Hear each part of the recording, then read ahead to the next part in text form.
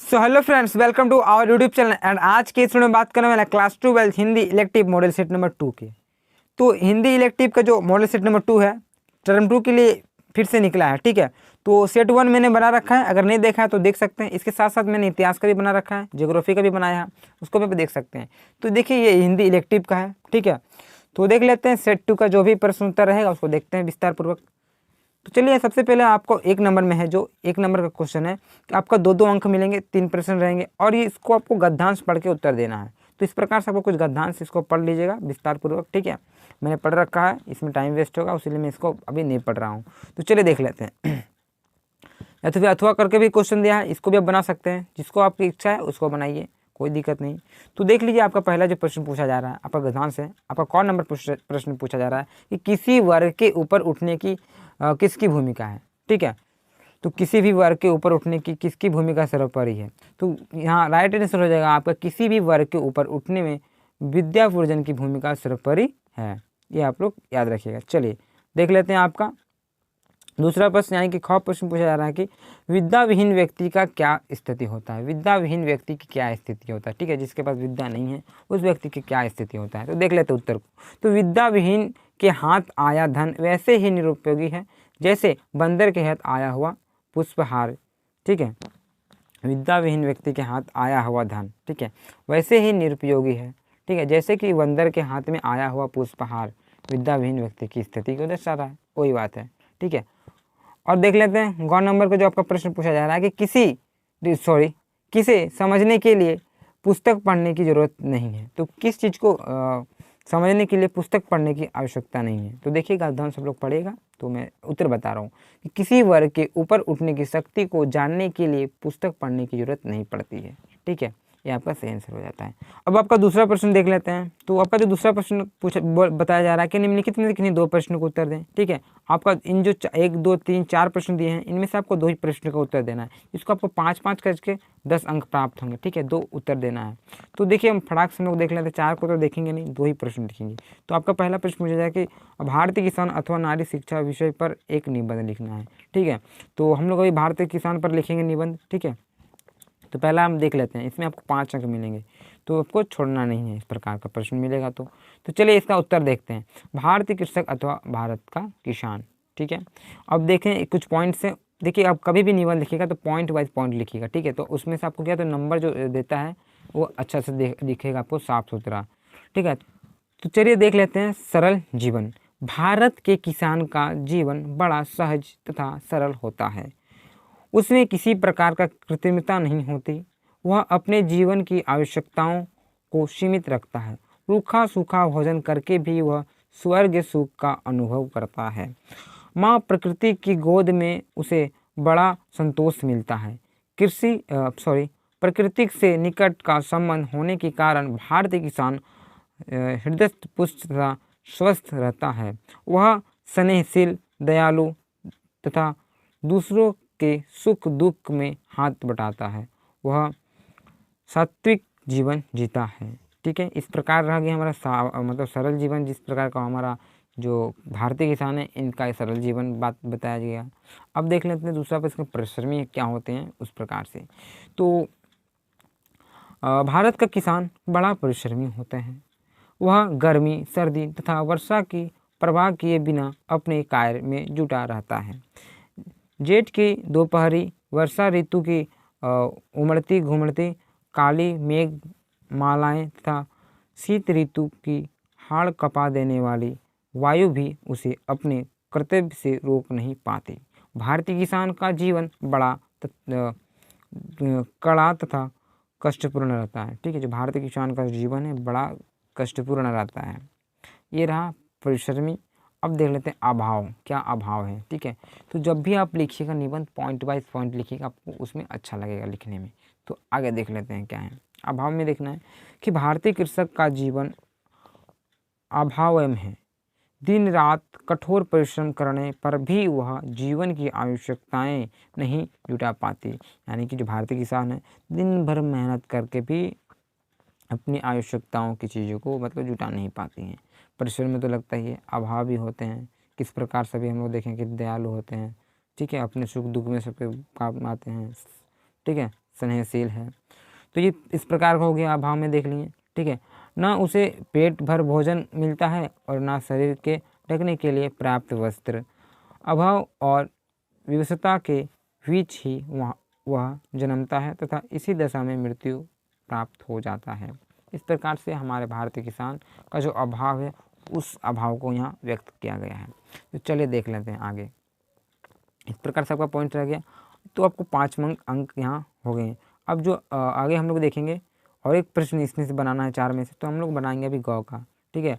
अपने गली मोहल्ले की नालियाँ की समुचित सफाई के लिए नगर पालिका को एक मतलब नगर अध्यक्ष को पत्र लिखना है। तो देख लेते हैं पत्र किस प्रकार से लिखा जाता है, और पत्र लेखन में भी आपका 5 अंक मिलेंगे। तो पत्र लेखन इजी है, आप क्लास 8, 9, 7, 6 से ही आप लिखते आ रहे हैं, ठीक है। तो देख लेते हैं सर्वप्रथम किस प्रकार से पत्र लिखा जाता है। स्कूल के टीचर को अलग लिखा जाता है, किसी को लिखेंगे तो उसको अलग लिखा जाता है। तो देख लेते हैं किस तरह से आपको पत्र लिखना है। तो देखिए हम लिखेंगे अभी नगर पालिका को, तो सबसे पहले आपको लिखना है सेवा में, ठीक है। सेवा में नगर पालिका अधिकारी महोदय। आपका वहाँ जो नगर निगम है जहाँ से लिख रहे हैं उसको लिखिए आप नाम। जैसे कि हमारा यहाँ है कि सेवा में नगर पालिका अधिकारी महोदय, धनबाद नगर निगम झारखंड, ठीक है। दिनांक यहाँ पर आपको डेट दे देना है, दिनांक जब भी लिख रहे हैं, जैसे कि आज 15/2/2022 में लिख रहा हूँ आज के दिन, तो यहाँ दिनांक दे दिया। विषय आपका इस प्रकार से रहेगा, इसके बाद विषय दीजिएगा, ठीक है। पॉइंट पर देखिए कहाँ पर सेवा लग रहा है, कहाँ दिनांक है, कहाँ विषय है। तो विषय के बाद आप विषय जो है आपका उसको लिखना है। विषय क्या है हमारा कि मोहल्ले की नाली की सफाई के संबंध में, ठीक है। ये आपका रह गया विषय। अब महाशय को संबोधित करके आपको पत्र लिखना है। तो पत्र लिखिएगा क्या कि महाशय विनम्र अनुरोध है, मैं पूर्वी टुंडी प्रखंड का रहने वाला हूँ। यानी कि आप इस प्रकार से लिखिएगा विनम्र अनुरोध है कि मैं जहाँ भी आपका गांव है, घर है, मोहल्ला है, उसका नाम लिखिए, रहने वाला हूँ, ठीक है। हमारे मोहल्ले में कुछ दिनों से मच्छरों का लगातार प्रकोप बढ़ते जा रहा है। मच्छरों के कारण पूरे गांव में मलेरिया और डेंगू जैसी बीमारियां फैल गई हैं, ठीक है। इन सभी का कारण नालियों में जमी गंदगी है। गंदगी से पूरा गांव परेशान है। मच्छरों के आतंक में दिन रात चैन और रात की नींद दोनों उड़ गई है, ठीक है। इस प्रकार से आपको भाव व्यक्त करना है, क्या समस्या है। समस्या को आप अपने हिसाब से लिखिए, अपना हिसाब से लिखिएगा तो आपको अच्छा लगेगा, ठीक है। आपकी समस्या और कुछ है तो और ऐड कर सकते हैं इसमें से, ठीक है। और तब फिर लिख दीजिएगा क्या कि अतः श्रीमान से मेरा अनुरोध है कि नालियाँ के सफाई के लिए उचित कदम उठाएं, ठीक है। जो नालियों के हैं तो नालियों के सफाई के लिए उचित कदम उठाएं। इस प्रकार से आपको जिसको पत्र लिखिएगा उसको इस तरह से लिखिए कि आप जो पत्र पढ़े उसको भी लिखे कि वाह क्या चीज़ लिखा, ठीक है। आकर्षित होना चाहिए पत्र लेखन, निबंध लेखन थोड़ा आकर्षित होना चाहिए। अभी आप एग्जाम में लिखिएगा तो जो चेक करेगा ना कॉपी आपका, यानी कि जो भी टीचर चेक करेंगे उनको देख के ही लगना चाहिए वाह क्या। आपको ये लगना नहीं चाहिए कि उनको लिखा क्या है, किस प्रकार का लिखने का जो तरीका होता है उसको आप बढ़िया से लिखिए, नंबर खुद ब खुद मिल जाएगा, ठीक है। तो इस प्रकार से आप लिखिएगा पॉइंट बाय पॉइंट किस तरह से आपको कहाँ देना है क्या नहीं देना है समझ के लिखिएगा, ठीक है। उसके बाद बीच में आप अपने हिसाब से जो लिखना है लिख सकते हैं, अपना भाव व्यक्त कर सकते हैं, ठीक है। मुझे आशा है कि आप हमारी समस्या के समाधान हेतु तो उचित कदम उठाएंगे। इस प्रकार से आपको लिख देना है। उसके बाद भाव दे देना, अपना नाम दे देना, पता दे देना, जो देने का आपको इच्छा है वो इस प्रकार से आप देख सकते हैं। तो चलिए ये क्लियर हो गया, आगे देख लेते हैं। तीसरा प्रश्न आपका 5 अंक का रहेगा। तो तीसरा प्रश्न पूछा जा रहा है कि पुलकी शरीर सभा भय ठाठे, नीरज नयन निह जल बाधे, कहब मोर मुनिनाथ निवाहा, कहीं ते अधिक कहाँ मैं कहाँ। चलिए इसका मैं तात्पर्य यानी कि व्याख्या करना है, ठीक है। जो इसका व्याख्या देखेंगे हम लोग, जो इन चीज़ को बोला है राम भरत मतलब है ना, राम भरत प्रेम से कहानी से इसको लिया गया है। तो उसको देख लेते हैं क्या व्याख्या है। तो देख लीजिए क्या व्याख्या है कि शरीर से पुलकित होकर वे भरत सभा में खड़े हो गए, ठीक है। कमल के समान नेत्रों में प्रभु सरों की आंसुओं की बाढ़ आ गई। और क्या बता रहे हैं दूसरा लाइन में होता है कि मेरा कहना तो मोनीनाथ ने ही निभा दिया, जो कुछ मैं कर सकता था वह उन्होंने ही कह दिया, इससे अधिक मैं क्या कहूँ। यानी कि जो पुलकित शरीर सभा भय ठाटे, यानी कि शरीर से पुलकित होकर भरत, ठीक है, खड़े हुए और ये कमल के समान नेत्र, यानी कि नीरज नयन नेत्र जलबार थे। कमल के समान नेत्र में प्रेमासारू यानी कि प्रेम के आंसुओं के साथ, ठीक है, खड़ा हुआ। और क्या बात था, कहब मोर मुनिनाथ निभावा, यानी कि मेरा कहना तो मुनिनाथ ने ही निभा दिया, ठीक है। यही तेग अधिक कहा मैं कहा, यानी कि इससे ज़्यादा मैं और क्या कहूँ, जो मैं कहना चाहता था वो मुनिनाथ ने कर दिया, ठीक है। इस प्रकार से आपका प्रश्न का उत्तर रह गया और थोड़ा लंबा खींच के आप लिख सकते हैं, कोई बात नहीं। चलिए देख लेते हैं चौथा प्रश्न। चौथा प्रश्न, इसमें से आपको 3-3 अंक करके 6 अंक मिलेंगे, ठीक है। तो देख लेते हैं आपका तीसरा प्रश्न पूछा जा रहा है। तो तीसरा प्रश्न में से आपका चौथा है और उसमें से आपको 3 में से 2 ही देना है। तो क है आपका प्रश्न पूछा जा रहा है कि कभी मौन होकर प्रेमिका के कौन से प्रांत पालन को देखना चाहता है, ये आपके प्रश्न है। तो इनका उत्तर देखिए इस प्रकार से यहाँ लिखा हुआ है कि कवि मौन रहकर अपनी प्रेमिका सुजान के इस प्रंग पालन को देखना चाहता है कि वह कब तक उसकी पुकार को अनसुना करके चुप रहती है, ठीक है। कवि को लगता है कि सुजान ने चुप्पी साध लेने का प्रण किया हुआ है, ठीक है, इसलिए वह उसकी ओर मतलब ताकती तक नहीं है। यही बोला जा रहा है कि जो कवि हैं, ठीक है, कवि अपनी प्रेमिका जो सुजान है, तो प्रेमिका जो सुजान है उसका उन्हें प्रण ले रखा है कि उसको देखता भी नहीं है। उसके बाद क्या होता, उसकी ओर देखता भी नहीं, एकदम चुप्पी से सज रख लिया है। सुजान जो है उसका जो ऐसा लगता है उसका एक प्रेम को कि जो ऐसा प्रण ले रखा है सुजान ने कि उसकी ओर देखता भी नहीं है, ठीक है, और उसकी ओर ताकता भी नहीं। यही आपका आंसर रहा। और आपका देख लेते हैं ख, दूसरा प्रश्न देख लेते हैं। पूछा जा रहा है कि जियत खाए मुँह नाही छांदा पंक्ति के संदर्भ में नायिका की विरह दशा का वर्णन अपने शब्दों में कीजिए। क्योंकि जियत खाई मुँह नाही जो है छांडा, इसका जो पंक्ति इसका भाव व्यक्त करना है, मतलब क्या बोल रहे हैं इसका वर्णन करना है। तो देखिए क्या है, तो मलिक मोहम्मद जायसी ने 12 मासा वर्णन के अंतर्गत विरहिणी नागमती के मुख से कहलवाया है कि विरह रूपी बाज उसके शरीर को नोच कर खाता है। विरह रूपी बाज ने उसके शरीर पर नज़र गड़ा रखी है। नागमती को लगता है कि यह बाज उसके मरने पर भी उसका पीछा नहीं छोड़ेगी। यह आपका उत्तर रहा। देखिए 12 मासा जो आपका सब्जेक्ट है मोहम्मद जायसी द्वारा, जो मलिक मोहम्मद जायसी द्वारा जो लिखा गया है ये है। क्या होता है, दोनों के बीच एक नागमती होती है, ठीक है, रानी होती है और एक राजा होता है। तो जो नागमती को छोड़ के उनके पति चले जाते हैं, उसी से आपको मतलब अपना भाव व्यक्त कर रहे हैं रानी। तो यही आपका कहानी था। तो ये आपका प्रश्न का उत्तर रह गया। अब देख लेते हैं पांचवा प्रश्न। आपका कुछ इस प्रकार का है पांचवा प्रश्न। इसमें भी आपको 3-3 करके 6 अंक प्राप्त होंगे। आपको इसमें भी 2 प्रश्नों के उत्तर देने हैं, ठीक है। चलिए देख लेते हैं। तो पहला प्रश्न पूछा जा रहा है कि गंगा पुत्र के लिए गंगा मैया की जीविका और जीवन है। इस कथन के आधार पर गंगा पुत्र के जीवन परिवेश की चर्चा कीजिए। तो चलिए देख लेते हैं उत्तर इसका। तो इसका सही उत्तर होगा कि लेखक ने अपनी कहानी में हर की पौड़ी पर घूमते हैं, ठीक है। लेखक ने अपने कहानी में हर की पौड़ी पर घूमते तैरते गंगापुत्र का जिक्र करते हुए बताया है कि गंगा मैया उनकी जीविका और जीवन है।